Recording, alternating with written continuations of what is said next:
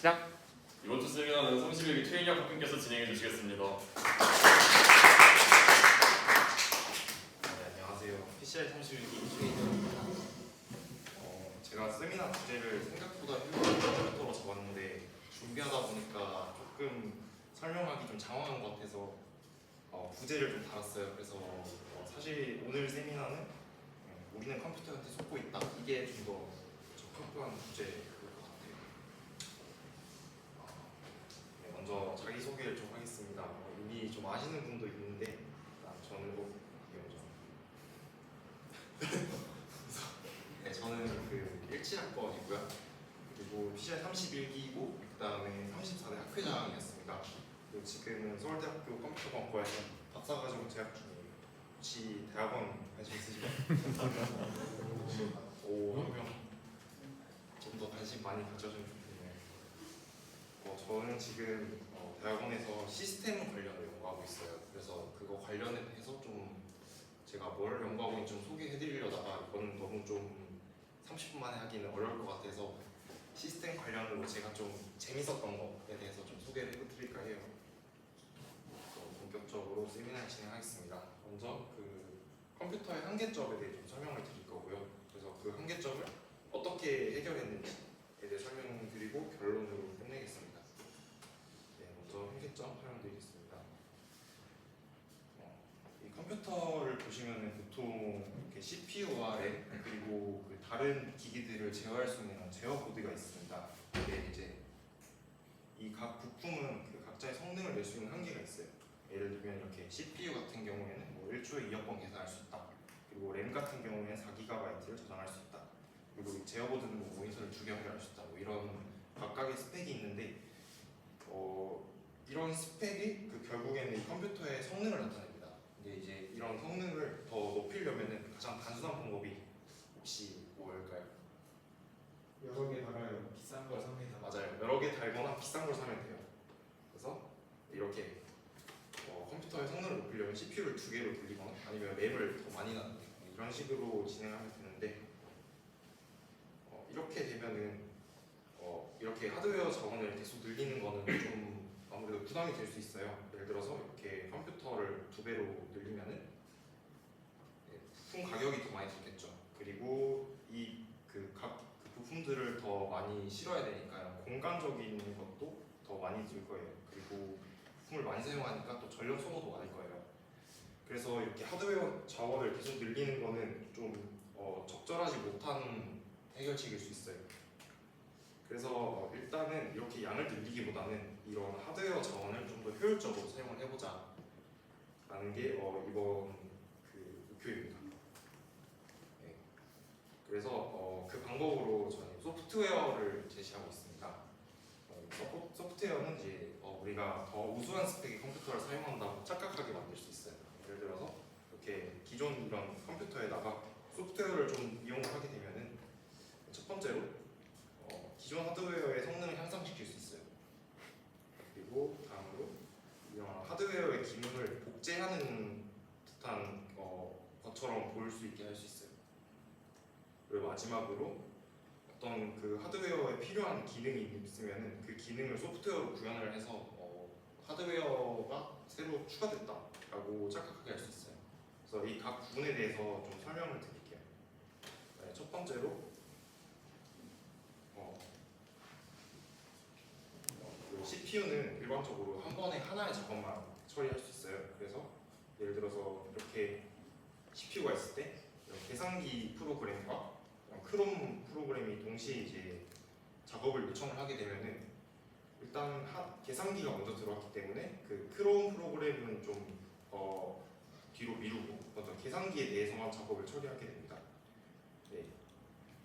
근데 이제 실제로는 보면은 여러 프로그램이 동시에 사용되고 있어요. 그래서 이렇게 동시에 이렇게 여러 프로그램이 들어오게 되면은 결국에는 이제 이 원칙에 의해서 이 CPU에 순차적으로 들어온 순서대로 프로그램이 진행되게 될 것입니다. 즉 이제 프로그램들이 순차적으로 진행되면서 한 프로그램이 끝나야지 다음 프로그램이 실행돼요. 이걸 좀 더 보시면은 이거를 이제 어떻게 해결했냐면은 스케줄링을 사용합니다. 그래서 그래서 먼저 앞에 보신 것처럼 스케줄링을 사용하지 않았을 때는 이 CPU에 이렇게 크롬 프로그램이 들어가게 되면은 이렇게 크롬 프로그램이 수행됩니다. 근데 이제 카카오나 이제 VS 코드 같은 프로그램도 같이 있지만 이 크롬 프로그램이 CPU를 차지하고 있기 때문에 작업을 진행할 수 없어요. 그래서 크롬 프로그램이 무사히 작업을 마치고 나서 카카오가 이렇게 순차적으로 들어가야 됩니다. 그 다음으로 VS 코드가 들어가고 뭐 이런 방식으로 진행이 됩니다. 즉 지금 이 VS 코드를 실행하기 위해서는 이렇게 오래 기다려야 됩니다. 그래서 이 크롬이 실행되고 나서 이 카카오나 VS 코드에 작업을 요청했을 때 그게 반영이 안 되는 일이 벌어질 수 있어요. 뭐 예를 들면은 크롬에서 뭐 동영상을 재생 중일 때 카카오톡에 메시지가 안 보내지는 뭐 그런 일이 생길 수 있어요. 근데 이제 이거를 우리는 스케줄러를 사용해서 해결하고 있습니다. 그래서 이런 CPU에 이런 프로그램들이 있다고 했을 때 스케줄러라는 소프트웨어가 있어요. 그래서 이 스케줄러가 아까는 지금 보시면은 이 프로그램 자체가 CPU한테 작업을 요청을 했는데 이제 스케줄러가 이 프로그램을 CPU에다 할당을 해줍니다. 그래서 크롬 들어가고 이런 요청을 하게 되면은 크롬을 수행하고 아까 보신 것처럼 이 프로그램은 총 이만큼의 시간이 필요합니다. 근데 이 정도의 시간을 수행한 다음에 크롬을 강제로 내보냅니다. 그 다음으로 카톡을 실행시키고 또 이 정도 시간만 사용을 하게 한 다음에 다시 내보냅니다. 네, 뭐 이런 방식으로 이 프로그램을 다 조금씩 먼저 실행을 시키고 한 바퀴가 돌게 되면은 다시 크롬을 실행시키고 카카오톡 실행시키고 뭐 이런 동작을 하게 되는데 이렇게 되면은 지금 보시면은 이 한 프로그램이 실행되는데 짧은 시간 동안 실행하지만 다시 CPU를 사용하는데 시간이 되게 짧습니다. 그래서 결국에는 각각이 조금씩 진행을 하게 되면서 결국 동시에 동작하는 것처럼 보이는 겁니다. 혹시 이해되셨나요? 네.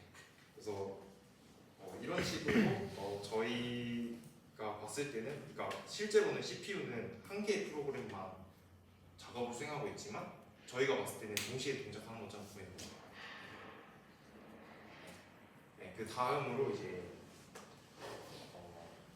아까 보셨듯이 하드웨어의 기능을 복제하는 거에 대한 부분인데요. 네. 이거를 다시 모니터 쪽으로 가긴 했는데 다 적용이 되는 곳이 많아요. 그래서 일단 설명하기 좋아서 모니터를 얘기해볼게요.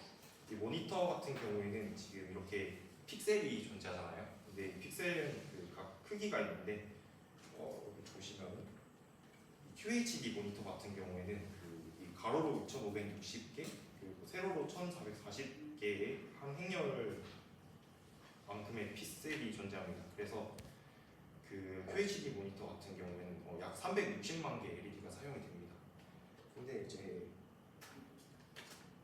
이 LED 한 개를 온오프하려면 한 개의 스위치가 필요해요. 그래서 전자회로 좀 다 아시죠? 그래서 이 LED를 만약에 스위치가 떨어져 있으면 오프하면은 LED가 꺼지고 LED가 스위치가 온되면은 LED가 켜지게 될 텐데 이제 LED가 되게 많게 되면은 이거를 보통 IC를 사용을 하게 됩니다. 그래서 이 IC라는 제어 모듈을 이용해서 한번 이 제어 모듈 하나가 여러 개의 LED를 각각 제어할 수 있게 돼요. 근데 지금 보시는 바와 같이 근데 이제 이거를 지금 앞으로 설명할 걸 대비해서 좀 편하게 이 IC가 결국에는 컴퓨터라서 0과 1을 내보낼 거예요. 그래서 0이면은 오프다. 그리고 1이면은 온이다라고 할게요. 네. 근데 이제 이렇게 LED를 제어할 때 만약에 QHD 모니터를 제어해야 돼요. 근데 QHD 모니터는 아까 말씀드렸듯이 360만 개 LED가 사용이 돼요. 그럼 결국에는 지금 이 QHD 모니터를 제어하기 위해서 이렇게 엄청난 수의 IC가 필요하게 됩니다. 근데 지금 이런 모니터는 크기가 한정적이잖아요. 그래서 이 IC를 전부 담을 수가 없어요. 그래서 우리 컴퓨터는 어떻게 해결을 했냐면은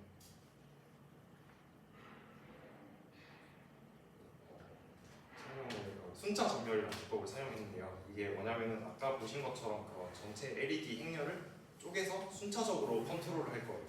근데 이제 이거를 되게 빠르게 탁탁탁탁 컨트롤하게 되면 잔상효과가 생겨가지고 그냥 한 화면을 동시 움직이는 것처럼 보이게 되거든요.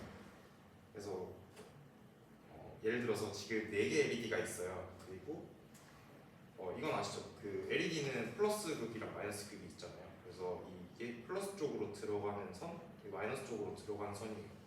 그래서 이 플러스 쪽에 전기가 그 5V가 들어가고 여기가 0V가 들어가면은 LED가 켜진다. 뭐 이런 건데 만약에 지금 아까 말씀드렸듯이 0이면은 스위치가 그 켜져 있고 그 1이면은 0이면 스위치가 꺼져 있고 1이면 스위치가 켜져 있다 했잖아요. 그래서 지금 0이랑 0이면은 어떻게 돼 있어요? 어떠신가? 네, 그렇죠. 꺼져 있죠. 그래서 여기 지금 이 LED에 대해서 지금 0으로 들어가서 0으로 나오니까 꺼져 있을 거예요. 그래서 다른 예로 지금 여기 이 라인에 1을 주고 여기로 0으로 빠지니까 여기는 켜지겠죠. 그렇죠. 근데 여기는 0을 주고 0으로 빠지니까 여기 꺼져 있을 거예요. 그렇죠. 네, 이런 방식으로 지금 LED가 제어가 되거든요. 그럼 다른 예로 뭐 이런 것도 이해가 될 수 있겠죠. 이 LED에 대해서는 지금 1로 들어가지만 여기도 1이기 때문에 그 아까 말한 조건이 성립이 안 돼요. 이게 조건인데 그 플러스 급여로 들어갈 때가 1이고 노란색이 0이어야지만 LED가 ON이 될 거예요. 그래서 이런 방식으로 LED를 제어할 텐데 이거를 좀 더 크게 보면은 그 8 곱하기 8 LED거든요. 이걸 그 각자 이렇게 플러스로 들어가는 IC를 사용한다고 가정을 할게요. 이거 플러스로 들어가고 이게 마이너스로 나올 거예요. 그러면은 먼저 첫 번째로 그 여기 부분에만 플러스로 1을 주고 나머지는 0을 줄 거예요. 그리고 이 마이너스 쪽 나오는 곳은 이렇게 값을 줄 텐데 먼저 지금 현재 플러스에서 1을 준 게 이거밖에 없죠. 그러면은 나머지는 켜질 일이 절대 없죠. 그리고 여기만 켜질 수가 있어요. 그렇죠? 그러면 그 다음에 여기를 보는 거예요. 여기를 봤을 때 여기가 0이면은 여기는 켜지겠죠. 그리고 이건 1이니까 안 켜지겠죠. 그래서 결과적으로 이렇게 될 거예요. 네, 이렇게 될 거예요. 그렇죠? 네, 이렇게 될 거고 그 다음에 지금 보시면은 이게 여기 1이었던 게 여기로 넘어갔죠. 그러면은 이제 윈도우가 옮겨질 거예요. 그러면은 지금 여긴 0이니까 이게 애니메이션 그 색깔 잘못 넣었는데 오프된 거예요. 빠진 거고 그래서 이번엔 여기가 윈도우고 그거에 대해 그 값을 여기다가 넣어줘요. 그러면은 지금 현재 몇 번째가 켜져요? 여기가 1번이고 8번이요. 3번이요. 그렇죠. 3번이 켜지죠. 3번이 켜지고 그리고 그 다음 번 다시 이제 그 세 번째로 가면은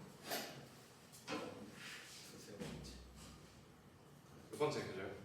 2번이요. 그렇죠. 2번이 켜지죠. 뭐 이런 식이에요. 근데 이제 보면은 이렇게 한 번에 한 줄씩 이렇게 제어를 하는 거예요. 근데 이걸 되게 빠르게 하게 되면은 이렇게 보일 거예요, 사람들은. 그렇죠. 그래서 이걸 잘 이용하게 되면은 이런 식으로 뭘 만들 수가 있어요. 화면을 구현할 수가 있어요. 이것도 결국에는 지금 그 LED 하나하나를 다 각자 제어하고 있지만 이 IC가 모든 LED한테 다 적용이 된 것처럼 흉내를 내고 있죠. 지금 보면은 지금 8 곱하기 8, 즉 64개 LED인데 이 64개 LED를 제어하기 위해서 원래는 64개의 스위치가 필요했어요. 근데 지금 보면 몇 개가 필요해요? 16개요. 그렇죠. 16개가 필요하죠.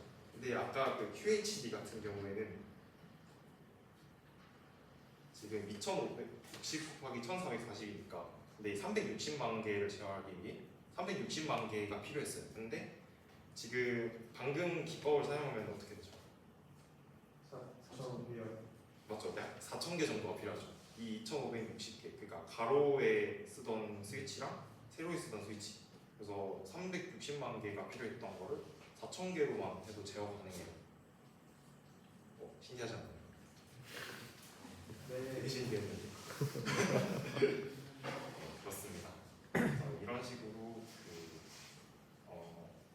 하드웨어의 기능을 이렇게 복제할 수 있어요. 그리고 마지막으로 원래 컴퓨터에 없던 하드웨어 기능을 새로 추가할 수 있어요. 소프트웨어로 이렇게 모사해서 할 수 있어요. 아까 봤듯이 또 모니터 얘기긴 해요. 그래서 픽셀의 색깔은 그러니까 모니터 안에 그 한 화소를 픽셀이 하잖아요. 그 픽셀의 색깔은 LED의 밝기를 결정이 돼요. 그래서 이 RGB 아시죠? 그래서 RGB가 000이면은 검은색이 나올 거예요. 이걸 LED로 표현하게 되면은 이게 지금 다 꺼져 있는 거예요. 네, 다 꺼져 있으면은 아마 검게 나왔어요. 그 픽셀은. 그리고 그 다음으로 255, 255, 255 이거는 밝기를 다 켠 걸 거예요. 밝기를 100%로 해서 LED를 다 켜면은 흰색이 나올 거예요. 그래서 뭐 이런 식으로 그 조합에 따라서 밝기를 바꿔서 이런 색을 표현을 할 수 있을 텐데 이 LED의 밝기는 전압에 따라 달라져요. 그래서 예를 들어서 0V가 들어가면은 LED가 꺼지고 그 다음에 5V가 들어가면은 LED가 완벽히 다 켜진다고 할게요. 그럼 3V가 들어가면은 밝기가 60% 정도 돼요. 네. 그래서 뭐 255에서 60% 0.6 곱하는 값 정도 다 출력이 될 거거든요. 그래서 이거를 보통 이렇게 그 스위치로 제어를 할 때 0V랑 5V를 해서 그러니까 밝기 0%, 100%를 내는 거는 쉽죠. 네. 근데 지금 이 스위치는 아까 말했듯이 ON이랑 OFF밖에 안 돼요. 즉 0이랑 1밖에 출력을 할 수가 없어요. 그러면은 3V는 어떻게 만들지가 문제죠. 그러니까 그 중간 밝기임에도 이런 색깔을 만들 수가 없는 거예요. 그래서 이걸 어떻게 하느냐?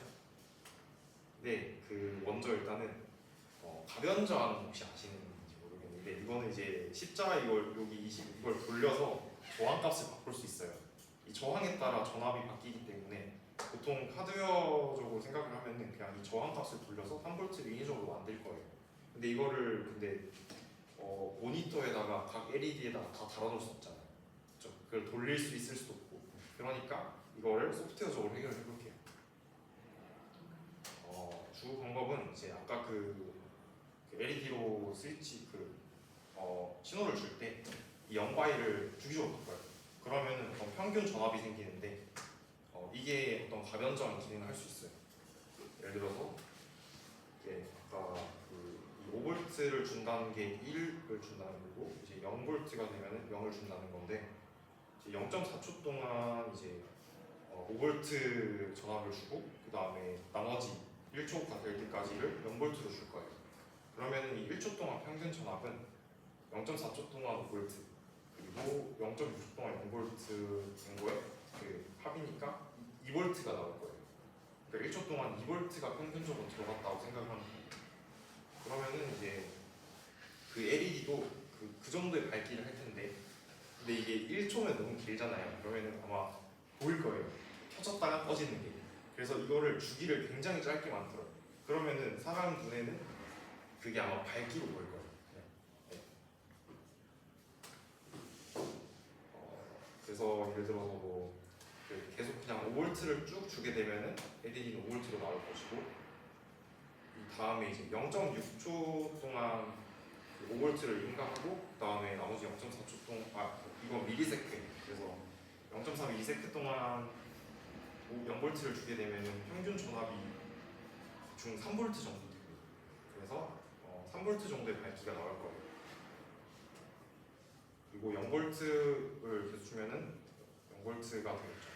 이런 식으로 해서 그 0과 1을 계속 그 주기적으로 바꿔줘가지고 평균 전압을 만들어서 가변 저항 같은 역할을 만들 수도 있어요. 네.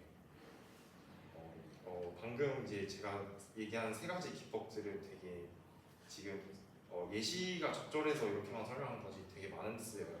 예를 들어서 PWM 같은 경우에는 전기차 속도 제어할 때 써요.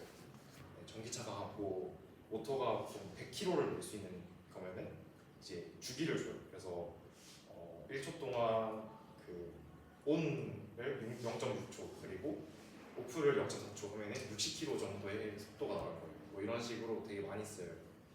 앞에 뭐 순차 전멸 같은 경우도 그 하드웨어의 IC 수를 줄일 때 되게 많이 쓰는 기법이라서 많이 씁니다. 네. 그래서 이렇게 세 가지를 알아봤습니다. 이거는 뭐 컴퓨터 성능을 높이기 위해서 하드웨어 업그레이드하는 것에 한계가 있다.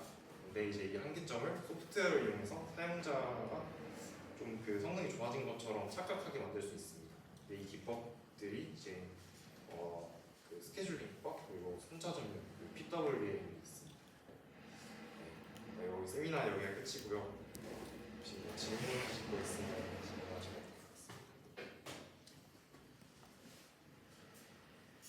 네, 없네요. 뒷풀이 갈까요? 있어요? 여기서 소프트웨어가 일반적으로 OS를 말하나요? 소프트웨어? 네. 아 OS도 OS죠 OS 맞아요. 네, 감사합니다.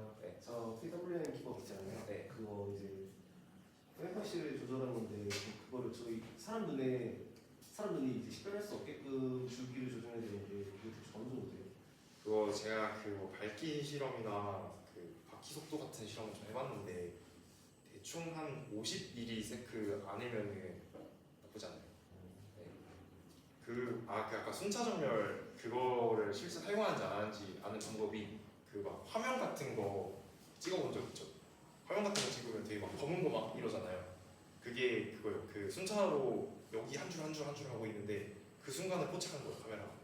그래서 그 화면이 전체가 안 나오고 검은 게 잠깐 끼는 게 뭐 그런 이유가 있어요. 네 그렇습니다. 여기서 그래서 지금 저희 콩공이라서 딱히 중요한 건 아니에요. 지금 제가 설명한 그냥 가볍게 들으시면 될 것 같고 질문 없는 것 같으니까 뒷풀이 갈까요?